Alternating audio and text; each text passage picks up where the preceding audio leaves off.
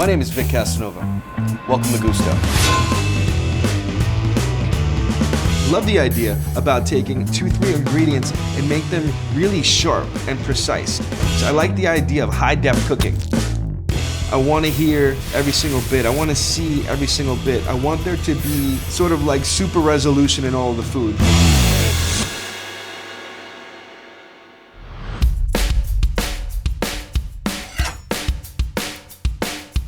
The menu at Gusto is constantly changing and evolving throughout the season. The one thing that doesn't change is the pork meatballs. And the kind of flavors that you can extract out of that simple, humble pork shoulder are ridiculous. So when we're preparing the meatballs from scratch, the first thing that we do is we take all of our dry ingredients, the fennel, the oregano, the pepperoncino, salt, the ground panko, and we mix them all together. We're gonna use the same sort of ideology that we use in baking. Mixing all of your dry ingredients first is gonna mean a lot less work later. Next step, sheep's milk ricotta. That tangy, sharp ricotta cheese cuts through those rich flavors. So when the mix is on, we go really slow. We slowly incorporate 1 egg at a time, 2 eggs at a time, slowly watching how it's like building and evolving, how if it's becoming homogeneous the way I want it to be. At this point, I'm looking for the right moisture level. Hopefully we've reached our goal, and we have. It's nice and shiny, has a gloss, has a sheen to it. It's exactly where I wanted it to be. Another key is that, it's glossy, it's shiny, but it's also not sticking to my hand. It's amazing. You pull them out, you start to roll it together, and it's like, boom. Beautiful meatball, comes together, nice, smooth, perfect texture. We're on our way. By pan frying them in extra virgin olive oil, I have a lot of opportunity to build flavor. Just like we use olive oil in our hands, we're gonna take a little bit of olive oil and put it in the spoon. That's gonna make sure that it's nice and slippery. I take the meatball in it, and then rather than putting myself in harm's way, I'm gonna drop the meatball and it's gonna slide right into the oil. And we have the temperature just right. We were just looking for that shimmer. I also have audio. Audio is perfect. It's that slight little sizzle. And right away, I'm achieving caramelization, developing flavor, and setting the shape. Look how good that looks. That's pretty freaking sexy. You see that? Creating Gusto flavor bombs, baby. During that process, I want the meatballs to be cooking at an even rate, so we're getting perfect, even caramelization. To do that, while it's sitting in the pan, it's constantly being agitated and moved, and we're basting with a spoon to make sure that even cooking's happening. At every step along this process, we've been talking about the value of interactive cooking, like getting involved, looking at it, using your senses, doing your best to just make it awesome. When people eat this, they're gonna get that, they're gonna taste that, they're gonna feel that, they're gonna see that.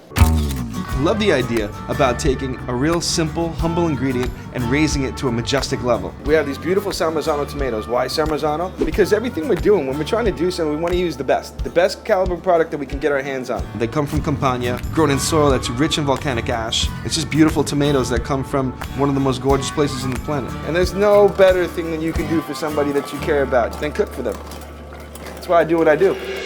So now we're just gonna take those meatballs and we're gonna slowly simmer them and coax them into submission into this beautiful SANMARZANO tomato sauce. We're bringing them together, sort of like forming a union, forming a marriage, letting the whole thing go slow. They're taking their time, they're dating for a while. This beautiful thing happens where there's sort of like this give and take, like in any relationship. The tomato lends its acid and its sweetness. Make sure the meatballs sort of release their juice and it becomes this beautiful sugo. Slow and low.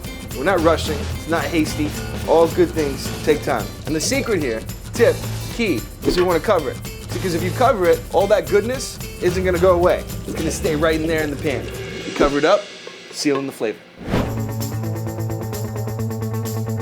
So we're going to take these beautiful little jewels that we've created and lay them out on this beautiful satin pillow of whipped ricotta. When we put it in a food processor, add a little bit of milk and go on really high speed, it has this like luxurious texture that's just so smooth and crisp. When you're going up against that meatball, it sort of cuts through it and it gives you this perfect balance that makes it so interesting that I just want another bite. And if that wasn't enough, we grate a little bit of like pecorino cheese on top, which has this salty edge and just cuts through like a knife. It's this beautiful amalgamation of flavors. One of my favorite dishes, the reason why it can never come off the menu here. What do they taste like? They taste like heaven. This is the reason I cook. I'm Vic Casanova, and you're watching Star Chef Secrets on Taste It. Don't forget to click to subscribe. What? Slimy sea urchins can get you high and it's an aphrodisiac? What more could you ask for? Find out if it really works on Why Would You Eat That? Or if totally awesome, mind-boggling, slow-motion extreme explosions are more your speed, find out what we're blowing up this week on Taste Explosions. On Star Chef Secrets, you can learn how to take Latin cuisine to a whole new level with spectacular creative dishes by all-star chef John Sedlar. And Oktoberfest may be over, but that doesn't mean we can't still guzzle beer along with delicious homemade pretzels, courtesy of the Dude Food Dudes. What about an incredible chocolate pudding and bacon custard concoction?